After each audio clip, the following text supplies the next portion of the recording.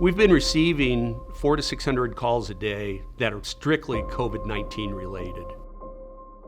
It's hard for me to describe exactly how chaotic things are right now.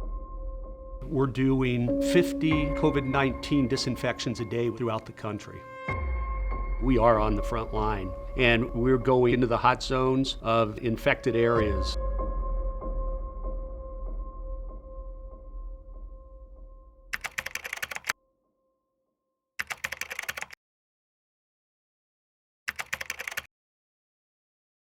We'll go into a scene after a crime, a suicide, unattended death, or in this case, with the COVID-19, a confirmation of a positive case. And we will make sure that the environment is disinfected of the virus, the bacteria, the blood, bodily fluids, or even tissue. We are receiving, I would say, anywhere from 400 to 600 calls a day. And they're coming from businesses, large and small, name brands, mom and pops. The other thing that we're seeing a swing in are individual homeowners wanting us to come and remediate their houses.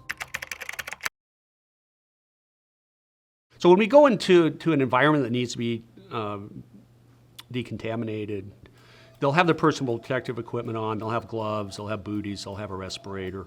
They will also have our disinfectant, which is an EPA, CDC approved proprietary disinfectant that we use. It's clean towels that are disposed of as waste after.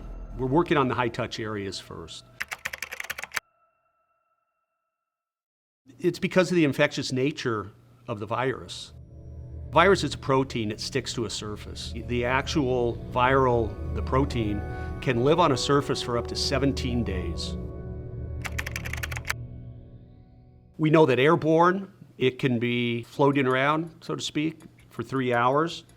On copper, the lifespan's 4 hours. Plastic, 2 to 3 days. The great unknown, though, is on flooring, vinyl, porous surfaces such as couches and chairs. It is not tested as to what the lifespan might be. It could be up to 17 days.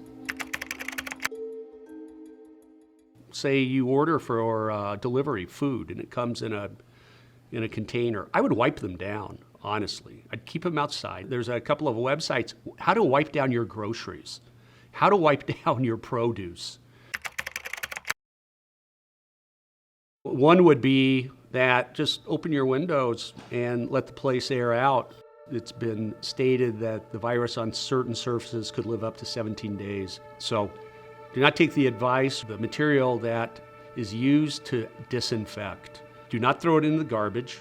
The virus could be living on the towels, and that could be alive. And someone's emptying the garbage and puts their hand in, there's some risk there. And if you don't do the social distancing, then you're playing with fire. Maintain the social distance, even with your family. There have been a number of high school kids who have no symptoms but were tested positive. And they've since transmitted it to other members of their family. There is nothing magical about it. It's the notion of wash your hands, use the disinfectant wipes on surfaces that are common to individuals, like the island of your kitchen, around your sink, the bathroom sink. We're seeing what's called unattended death on the uprise, and that's when someone is found after a few days they had died. That's elevated because of shelter in place.